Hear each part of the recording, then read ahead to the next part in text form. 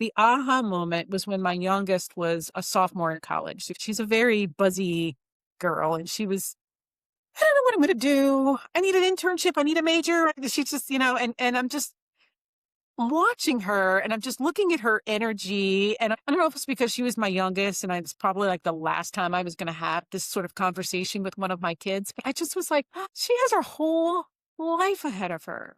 And then I sat with that for a little bit and I said, well, wait a minute. I have my whole life ahead of me too, but with the benefit of 30 more years of lived experience. So what am I going to do? She gets to chart her next. I get to do the same thing. And that was my aha moment. And that's when I really started to actively think about what that next chapter was going to be.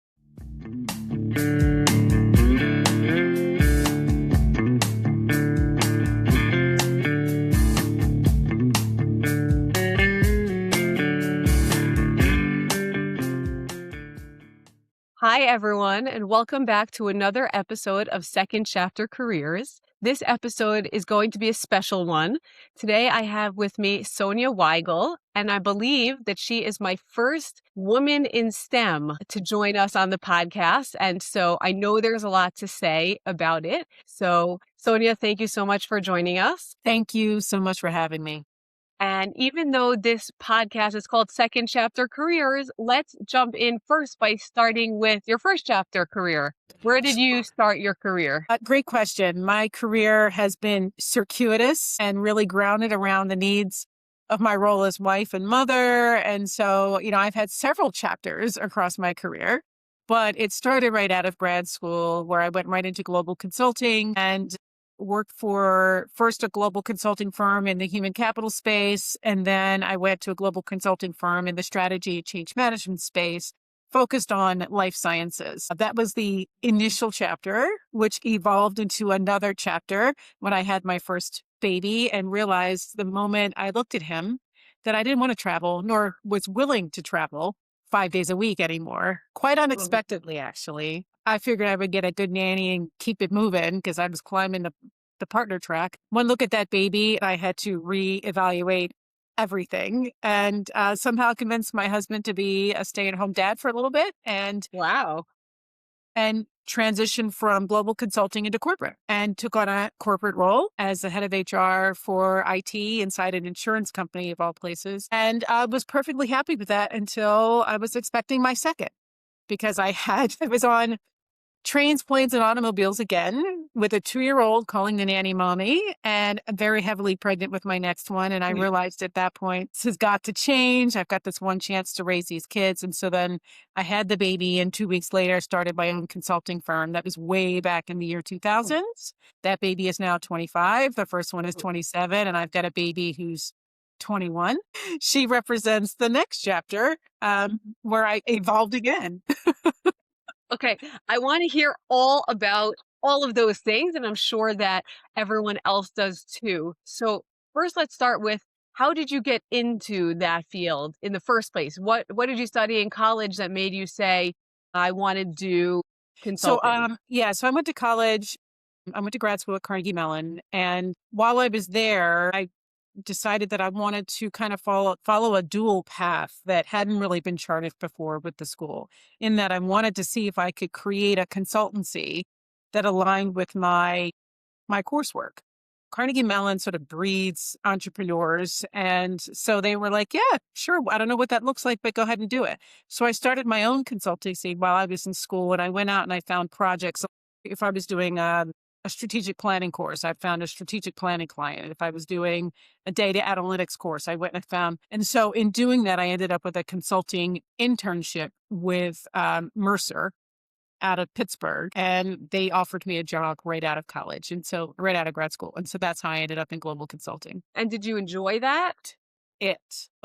Every bit of it. I am a consultant through and through. I'm very easily bored. I like the idea of multiple projects, but also being in global consulting, you really have access to the newest thinking, the newest technology, the newest approaches. Getting into global consulting is very difficult for a reason. You really are surrounded by the best and the brightest in terms of brains and thought leaders. And so you work really, really hard. Your clients expect you to know more than they do.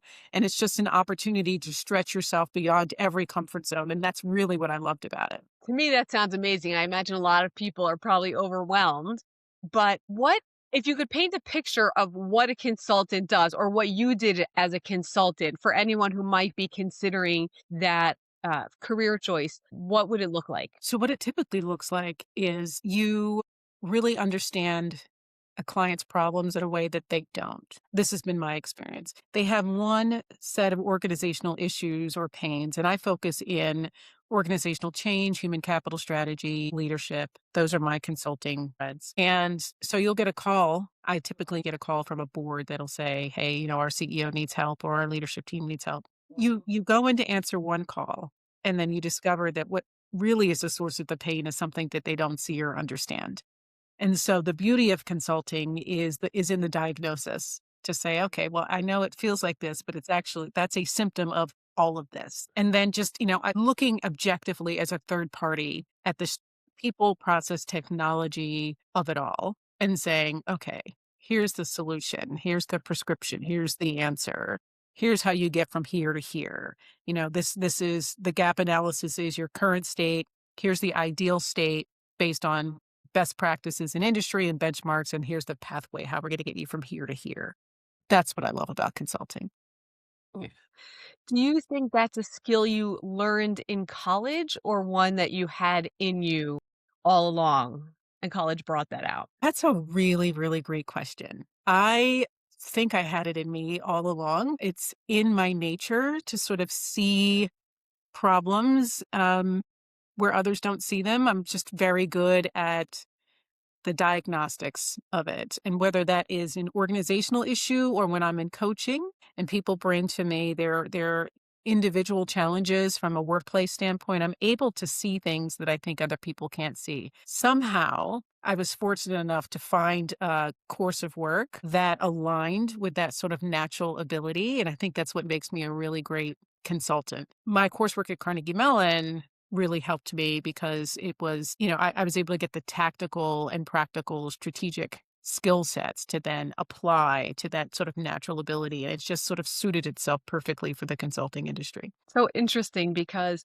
in my work as a career coach, one of the things that I assess is diagnostic reasoning, which for those who don't know is exactly like you described, the ability to see what's in front of you and find the missing piece Yes. versus analytic reasoning, which is seeing what's right in front of you and drawing the next logical conclusion. If it has four legs and it runs really fast and it has a tail, it must be a horse, whereas a diagnostician may see a zebra or even a unicorn.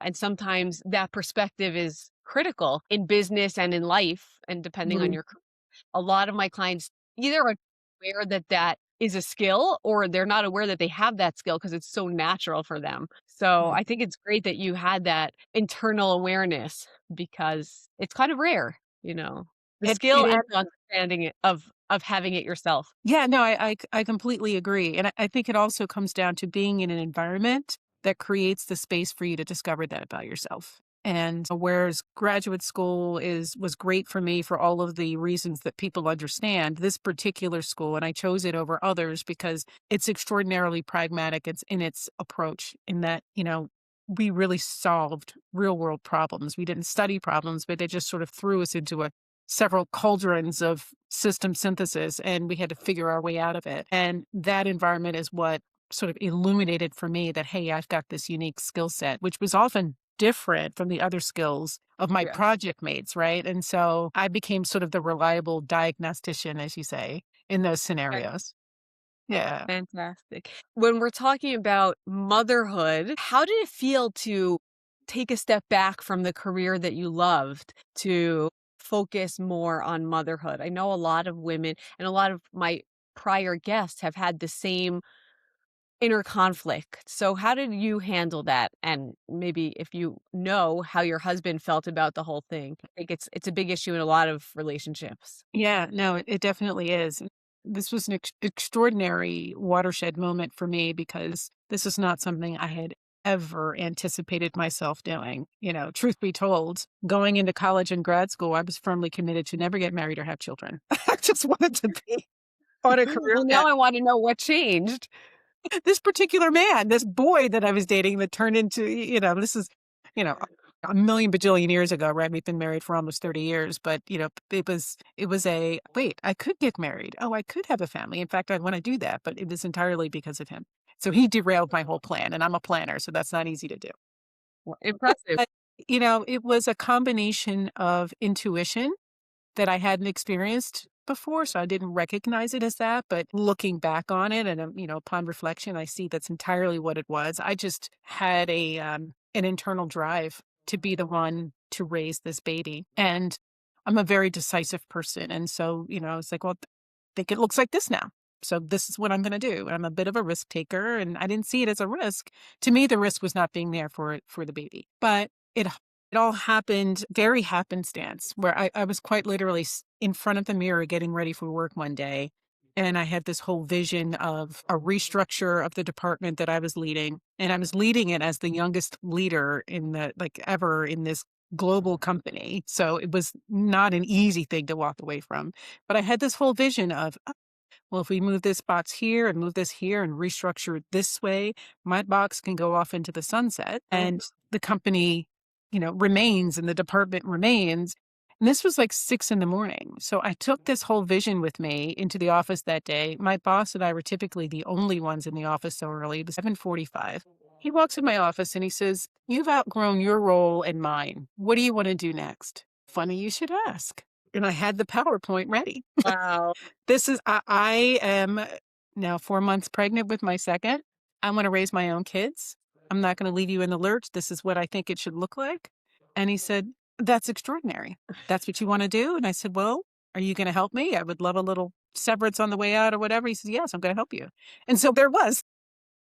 Good on you for asking. I think that's another problem a lot of women have is, afraid to ask. So good for you for owning that process. I think it's fantastic. It Really, was really interesting. fantastic. Again, Okay. from watching it seems a little crazy. In real time, it was like, yeah, this is what I should do.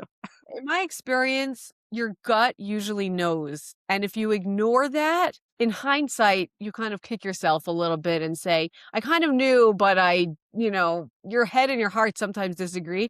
But at the end of the day, if you don't trust your gut, you usually regret it. And that's not just Absolutely. in career, but in everything. Yes, completely agree. Okay, so you had your second kid. Now you've got two. How long did it take to go back to work and what would you do? So interestingly, had the second baby. She was 2 weeks old when I got a consulting opportunity, and I thought, okay, let's do this. And very Wow. quickly, that grew very, very. I got to be very busy, and I found myself back to where I was before, where I was, overworked, overwhelmed, and I had two babies. So when she was about 18 months, I just killed the noise altogether. And I said, I'm just going to focus on raising these kids. And I had to go to my husband and say, this is what I'm going to do, which was not easy because I was the breadwinner by a significant amount. And to Wow. his credit, he said, okay, I trust you.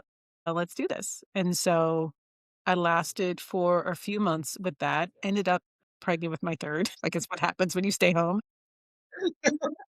And I now had three babies. And so what I did was I said, I'm kind of feeling like I want to do something. So I started something called Networking Mommy. And it was like lowercase net, uppercase working, and lowercase mommy. And it was a networking organization for women like myself who had forsaken their MBAs, their JDs, their MDs in order to come home and raise their kids, but realized like I did, I've got a lot to offer. How do I channel my talents, my skills, my experience, my networks, but become the self-beneficiary and start a business so that I can, I think the tagline, this was 22 years ago now. I think the tagline was raising your family while you grow your business or growing your business while you raise your family, something like that. And so I I love started, that. this was before social media, right? So Constant Contact was a brand new thing.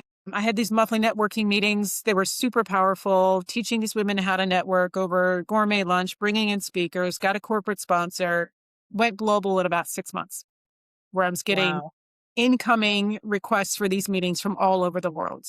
And I still had an infant and two little kids. And I was doing the website myself, and it was just too much too fast. I couldn't handle it. I shut it down. And so that was the third. And so I I feel like decided, you need to consult yourself. Like you're the one who finds the problems, but when it comes to your own career, it sounds like you made the same step multiple times in a row without identifying that pitfall. yeah, yeah, it was all just happening in real time. And it was very much, okay, what do I need right now? What does my family need right now? I'm an entrepreneur in my spirit, it turns out. And so, I figured the only way or the best way that I could do the work that I love to do, but still maintain the quality of life and the schedule that I needed to raise my kids was to work for myself. And so after I shut down Networking Mommy, I just re-engaged my consultant, and that's what I've been doing ever since. Okay, so what kind of consulting do you do now? So I stepped back into my life science roots, and I've been doing M&A integration and CEO and advisory work for early stage biotechs. And so I advise biotechs at critical inflection points. So they're either coming out of the clinic, they've had a successful phase one, and now they're raising some capital or they have to create a proper company. Or they're coming successfully out of a phase three and they're ready to commercialize the organization. And in biotech, that means taking an R&D company and bringing in a full commercial organization to sell the drug, which can result in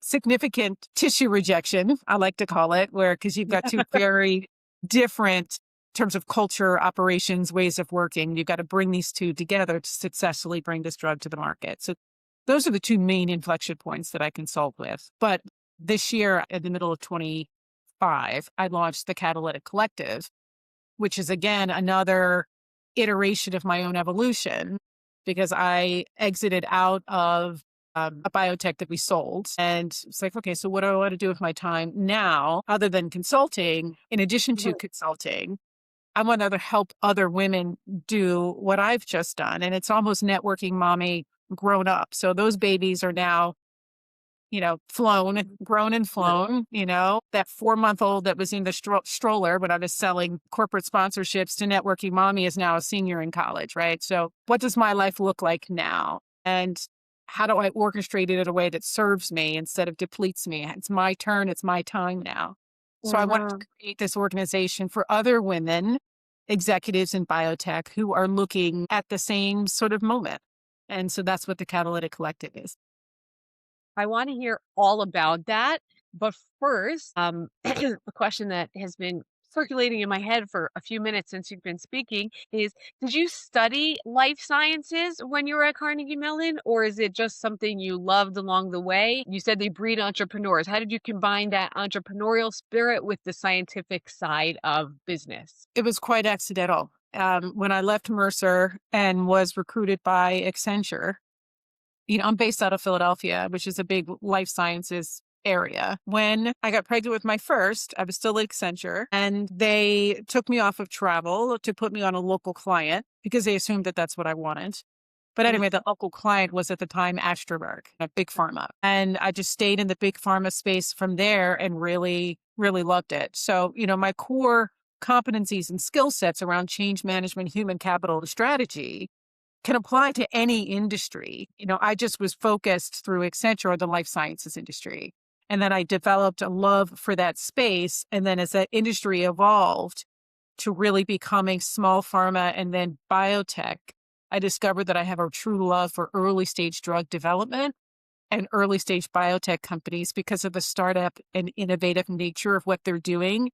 And I'm deeply committed to doing my part to bring new drugs to disease states that haven't been treated. And so that's a big personal motivator for me. And I just love being in a space with the true scientists and other people that are developing these things to kind of help do my part to upskill them and enable them to work at their highest and best use so that these untreated diseases get treated. I want to say two things about that. The first is that I had a very similar experience. I just spent 2 years working in health clinical trial space, and I felt the exact same way that you just described, like almost to the letter.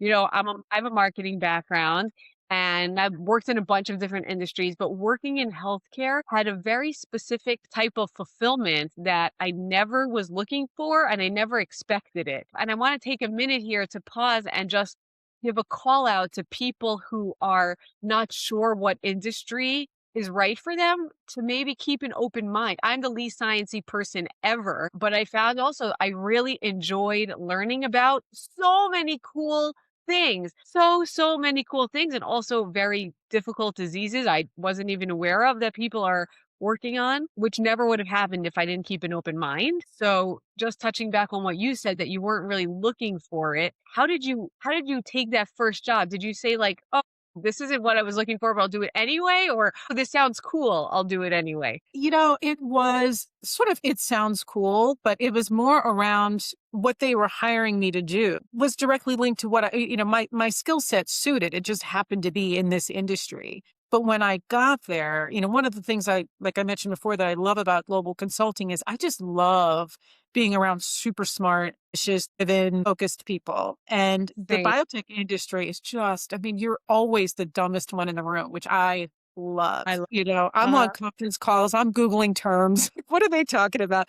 But over Yep. time, you really do, because, I'm so passionate about it. I talk about things and engage in conversations that, I would never have guessed I'd been able to do. I had the privilege this last fall of going to the Hill and meeting with senators and with congressmen, with a bunch of biotech CEOs, to talk about the state of the biotech industry and how biotech is very different from large pharma, and, the legislative impacts on early stage drug development and non-dilutive capital on the front of, and all of these things. And, I'm having these conversations and articulating these views, which, if you had told Carnegie Mellon me, or if you had told, early me that this is what I'd be, I would, because to your earlier question, I could not be further from STEM. I hate math, does not math for me.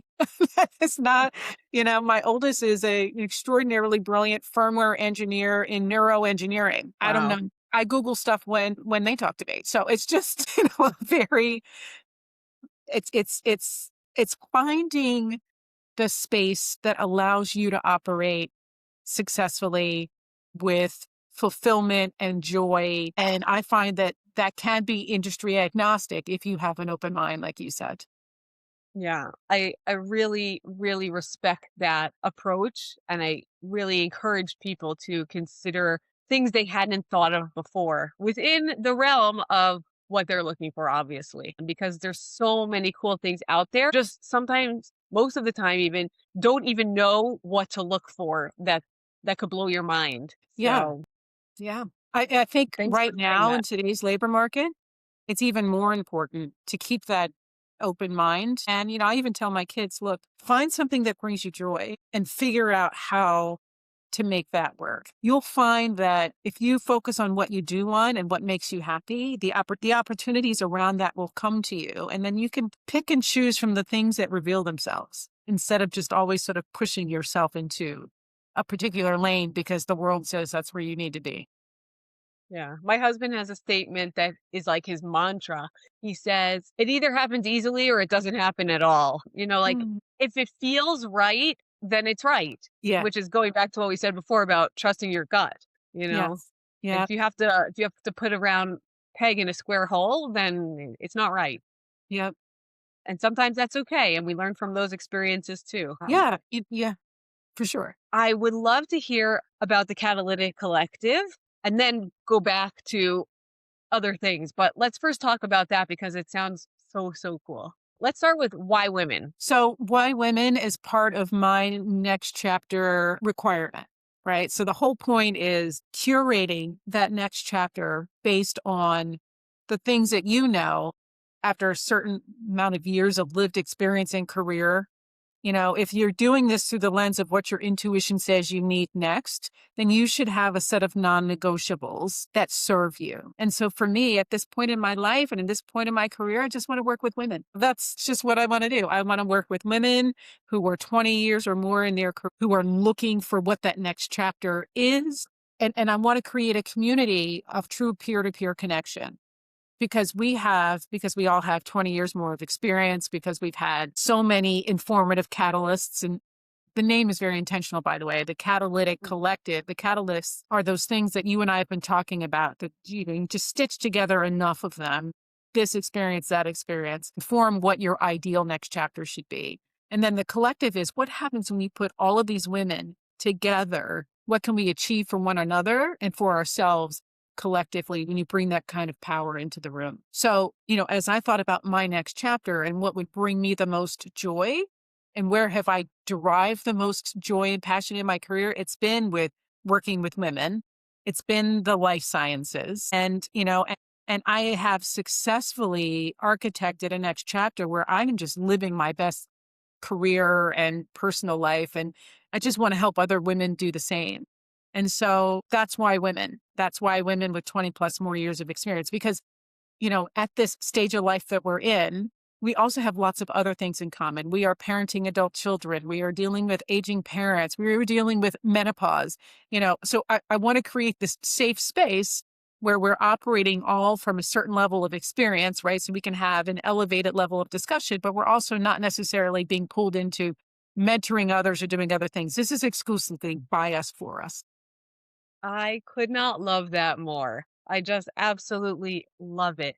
Did you have an aha moment where you said, this is it? This is my next chapter? Or was it kind of a gradual evolution until that idea came to life? So it started probably 2.5 years ago. The biotech I was working for, we were going to exit sometime in the next year or so. And this is what biotechs do. And so I was really thinking about, okay, so what do I want to do after that? Do I want to go back and get another chief people role at another biotech, or what do I want to do? So I really started thinking about it just very informally. The aha moment was when my youngest was a sophomore in college. It was about October timeframe, and she's a very buzzy girl. And she was, I don't know what I'm going to do. I need an internship. I need a major. She's just, and I'm just watching her, and I'm just looking at her energy, and I don't know if it's because she was my youngest and it's probably like the last time I was going to have this sort of conversation with one of my kids, but I just was like, "Oh, she has her whole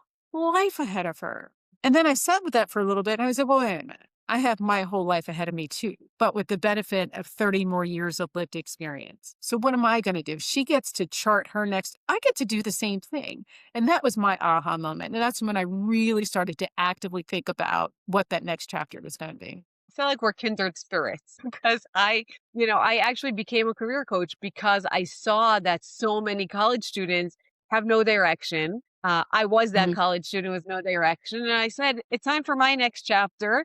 And I want to help other people find their first chapter, also their second. Wow. But, the first Mhm. chapter is an important one. So And don't make the mistakes that I made and all my friends made, where you just either fall into something or, do something that you don't love. That's so, so important. And I want that for everyone in this world. So yes. I think it's amazing that you are helping people do that. What is the catalytic collective? What does the programming look like? So it's an exclusive application driven waitlist for events. So I do inner circle dinners where I'll bring together 12 women in a luxurious location, and we'll have a curated dinner and have these kind of discussions together. So, I do these sort of mastermind dinners, or I'll do online events. Well, I'll bring in a speaker and, we'll all just sort of coalesce around a particular topic that's of importance to this group of women. Eventually I'd love to do a retreat. I initially started, and it evolved, right? So I initially kind of created it as an exclusive membership. But, when I'm finding that women in this stage of life and career don't necessarily have time to engage on a membership level, but we do appreciate that sort of private access only entrance into certain rooms. So I'm trying to create those rooms and curate them in a way so that everybody that's in the room is a true peer.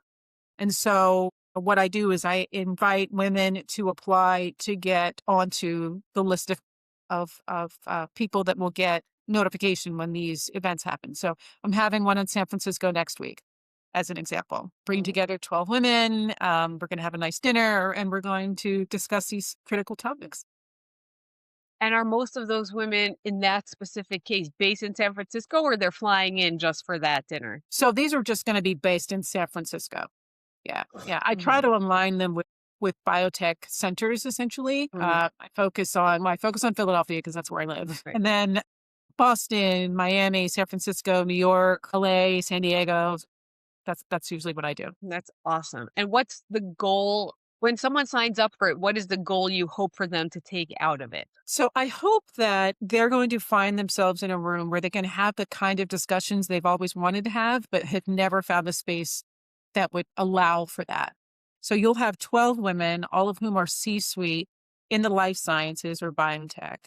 I just did one in Miami as an example, and we talked about the non negotiables as a leader. So you're coming to the Mm, table and you're in your leadership role. It may not be serving you, right? You're serving everybody else. That's what we do. Let's think about what leadership looks like if we actually serve ourselves in the moment. How do we not compromise on our credibility, our quality, our ability to be exceptional leaders? So we don't compromise that in any way. But we do have to kind of think through what are those negotiables, non-negotiables that will no longer allow to stand in the way of our own personal peace and joy in the midst of our leaderships. It's the topic of the discussion for Miami as an example.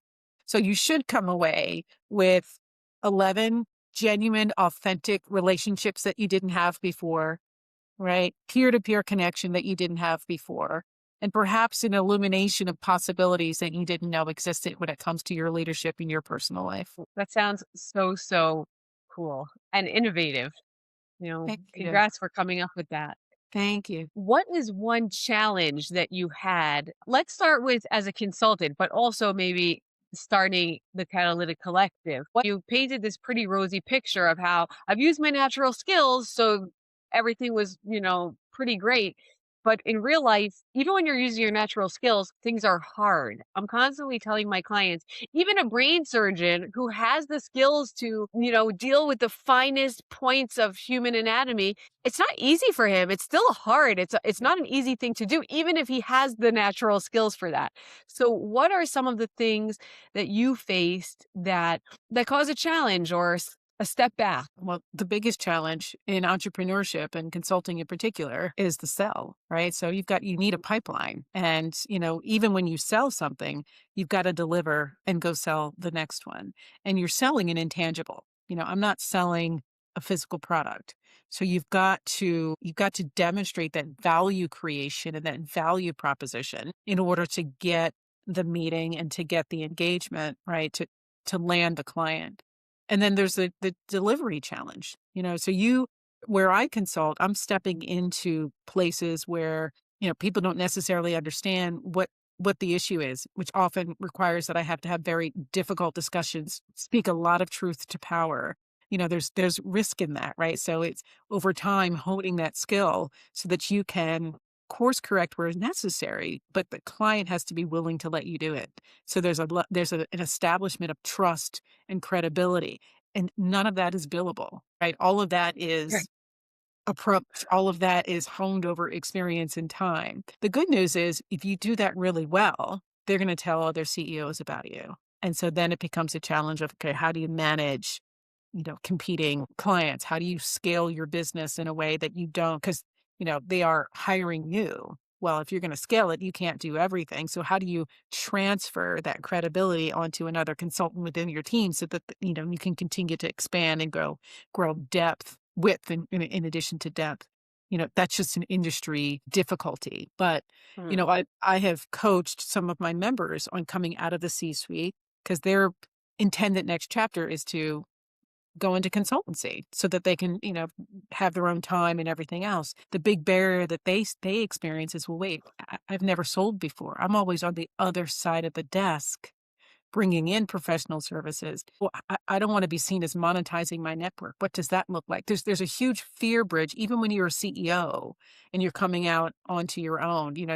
CEOs, these are women that know how to do hard things all day long, every day. But there's a fear bridge around coming outside of your comfort zone that is something that is just the reality, right? Is sort of what makes it hard. I think coming out of your comfort zone is what ultimately makes you a better person.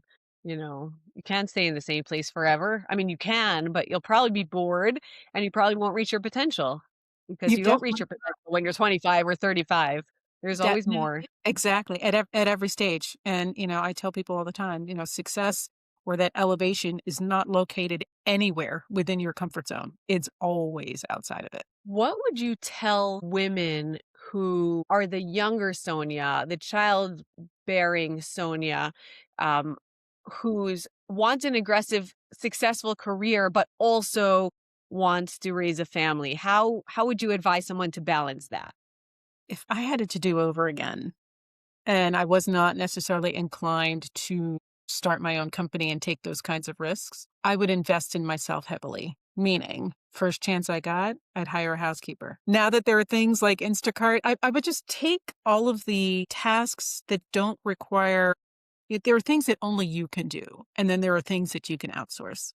And, early in life, early motherhood, there's more that you should outsource and you're probably realizing it. And we tend to want to take on everything, control everything, be responsible for everything. It's just what we do as women. I would tell my younger self or anyone, if that's at that stage now, with abandon, outsource as much as you can so that you've got the mental and physical space and energy to attend to your career and to attend to your baby. These really only need to be the two things, right? And everything else should be supported. I think that's probably easier said than done, but I'm going to leave that there. I'm going to repeat it again for those who are not really sure, because I do pretty much agree with that philosophy, although it's really, really hard to actually do.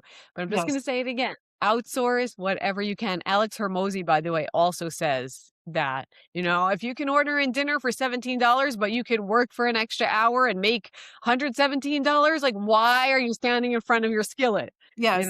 There's something to be said for that. But on the other hand, there's also something to be said for home cooked meal.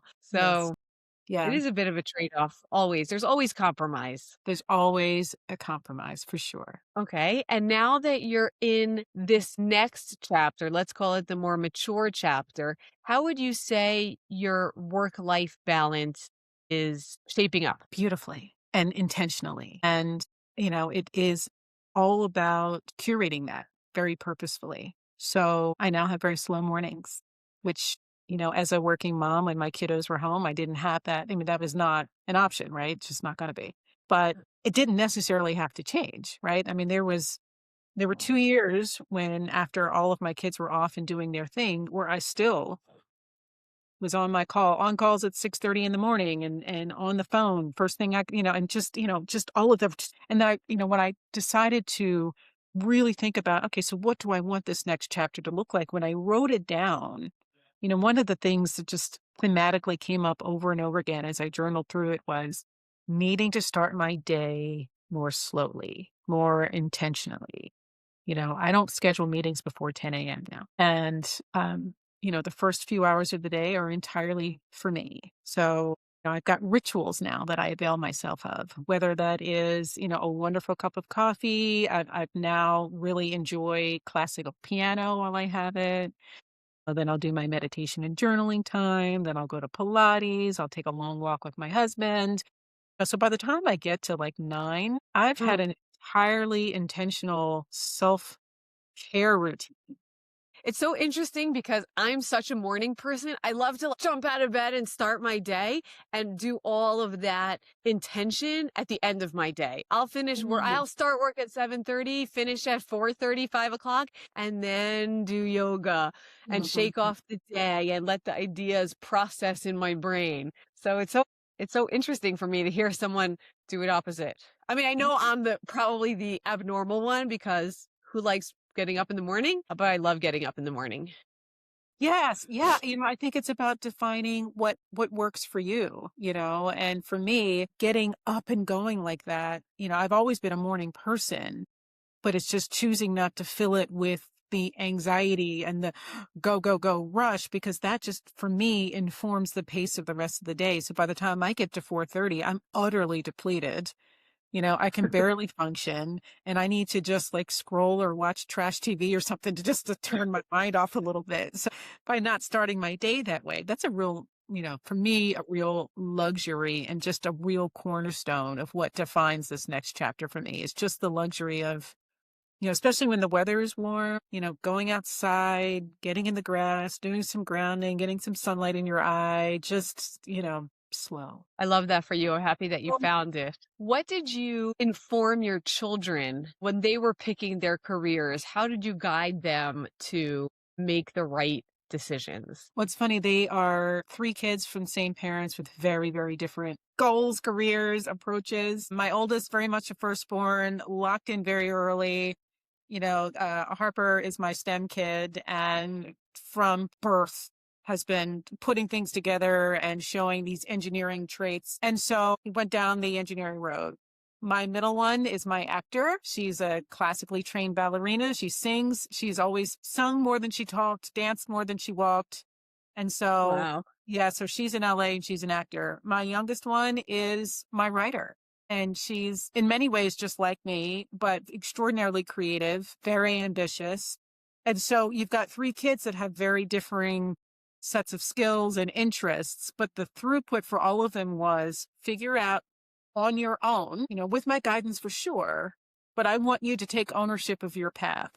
So if you tell me engineering is what you want to do and you've decided you want to go to one of the hardest engineering schools in the country, I will do everything I can to help you get there, but that's your path. And my role is to do whatever I can do to help you get there, but it's yours to own. You want to go into acting in LA right out of high school, even though you went to college prep school and everyone at your prep school is telling you, oh no, you need a plan B.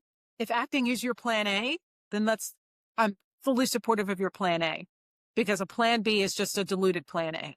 Plan A can change. You could change it, but it's Yep. always a plan A. And I'm 100% behind you. And so with each of them, the guiding thing was, what do you do if you didn't get paid, would you still do it? And they are all, I ask that to all my clients. it sounds funny, but it's a great question. But if you really think about it, if you're able to define that, that's absolute gold. And for my oldest, it was absolutely engineering for sure. Very specifically neuroengineering. For my actor, she does get paid for it, and she often forgets. She's been paid to act since she was 14. Checks would come in the mail for like residuals or whatever, and she'd say, "Oh, I forgot," because she just loves it.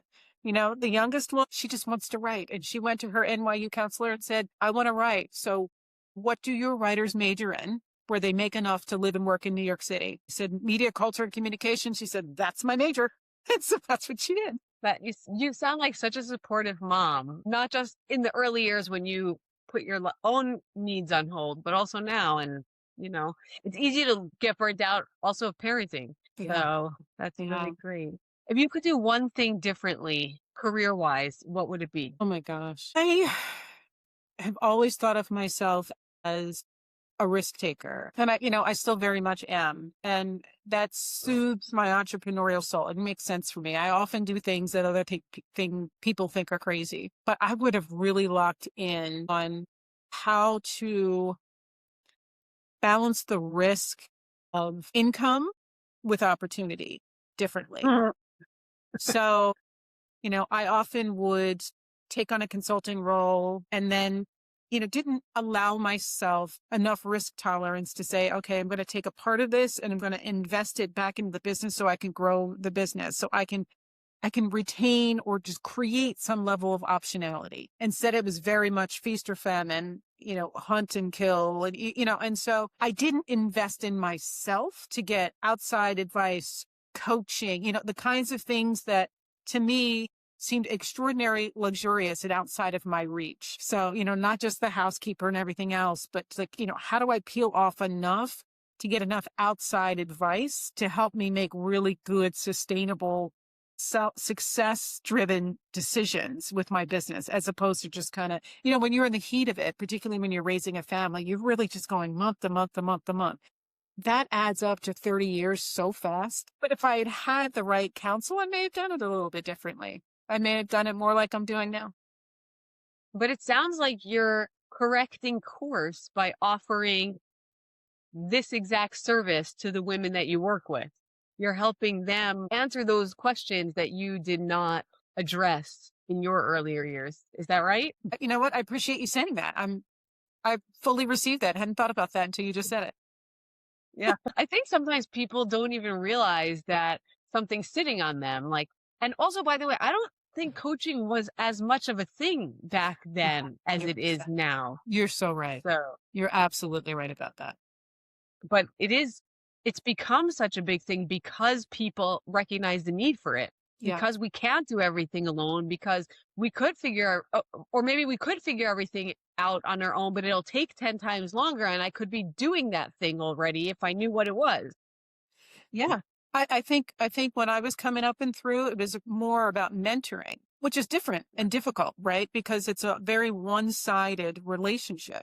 And, you don't want to overburden or overtask someone who's mentoring you, right? But if you're paying for that service, that's really the right way to do it, is to invest in a coach, right? I mean, the mentoring, that's difficult. And you're not necessarily going to get the best of someone or their time because they're going to gift you with whatever they can. You can't expect your friend who's a doctor to diagnose you and treat you because you're friends or you're a lawyer. Right. Investing in the right coach means everything. And I think it's very different from mentoring as it should be. Well, as a coach, I appreciate you saying that. I wanted to ask about women in the life sciences. Would you say that women are still the minority and are still struggling, or was that just my experience? Like when I was working in it, there were like women were in more like sales roles, forward facing roles, but in the actual nitty gritty on the hospital side, yes, but on the development side, not really. What Well, would I you think I say think that's for I think that's very true. And I also am happy to report that that's changing, particularly when you look at the early development pipeline and you look at the increasing numbers of girls and young women going into STEM. Women are so good in this space. And when you've got women leading this space, it just brings a different perspective to early stage drug development. And I'm seeing so many, I'm reaching out to them, right? That's why I'm inviting in to be part of the collective. So many women CEOs in the biotech space. And it's just cascading down through the ranks. I also find that men are in this industry, while it's very male dominated, I find that men are very, very welcoming and very interested. Like, these are scientists, right? And so the answer is the answer. And nobody really cares if it's a woman or if it's a man fielding the answer, right? I mean, the science is what it is. The trial data is what it is, right? And so, there's that component of it. But I'm finding that these male CEOs are extraordinarily receptive to diversifying in every way their leadership teams all the way through the organizations, because what we're finding is ultimately in this space, patient outcomes and the patient experience are what matters, right? And everything from clinical trial design, how do we overcome healthcare disparities in participations in clinical trials? How do we reach patients in underserved areas who are impacted by these diseases but aren't close to city centers that have teaching hospitals or centers of excellence? A lot of times we have, and there are some diseases that are very much reside in certain demographic groups. And so you have to be, whoever's designing that trial has to have an awareness and appreciation for that diversity and bring that to bear as the lens through which they offer the opportunity to participate in these trials. So, I think this industry is innovative in so many ways, but certainly making space for women, making space for diverse groups inside of this industry, I think it's very consistent with who this industry is. I love that picture. I hope it continues to be that way, not because I'm a feminist, but I'm an equalist. And I do believe that women have a lot to offer, even when they're balancing kids and other things. I've said previously, I think women can have it all, but just maybe not all at the same time. And Yes. hopefully you have a long enough runway that you have time for everything, in the scope of your career and your life. Yeah, it's about the seasons we live, right? Absolutely. As a final question, is there any book that you recommend or resource for female leaders that has either impacted your life or that you think is of value to someone who wants to go into that career? Not that specific career, but book that I love that I discovered last year while I was sort of putting all of this together is something called The Life Brief. And it was written by a woman who's in PR and marketing. And she basically looked at her life, and, same thing, working mother, high pressure job, breadwinner, just all of the things, right? And she made a decision, this has to change. But what does that look like? And so she put together a brief on her life, the same way you would for a client, right? If you've got a client that wants to bring a certain brand or a market or a product to market, the branding and PR person will put together a brief to say, okay, so what's the story and how are we going to do it? So she applied this briefing concept to her own life. And so this book kind of takes you through that same process. And it's really very, very cool. And I consider it to be sort of a cornerstone of the inner work that I was doing in order to curate my next chapter. That sounds really good. I hope I'll get to read it, and I hope other people will also, be inspired to pick it up and learn a few new things. Thank you so much for taking the time and sharing this fantastic journey with us, and for your sharing your inner feelings and inner thoughts about the process, not just the steps you took, but why. I think that can really resonate with a lot of people. Well, thank you. And thank you for your amazing questions. It's like a girlfriend's conversation. I really like the approach. That's my goal. This season, I'm only having women because I feel like women sometimes they feel held back, either because they took time off or because they're intimidated by men or imposter syndrome. Mm, And me, it's so important to tell those stories of, firecrackers like yourself who just said, no, I'm going to do it. And it's okay if I take a step back, but I'm still going to move full steam ahead when the time is right, because there is a time for everything. And yeah, people who want to do things will get them done. That much I know. yeah, completely agree. Completely agree. So again, thank you so, so much. And we'll talk soon.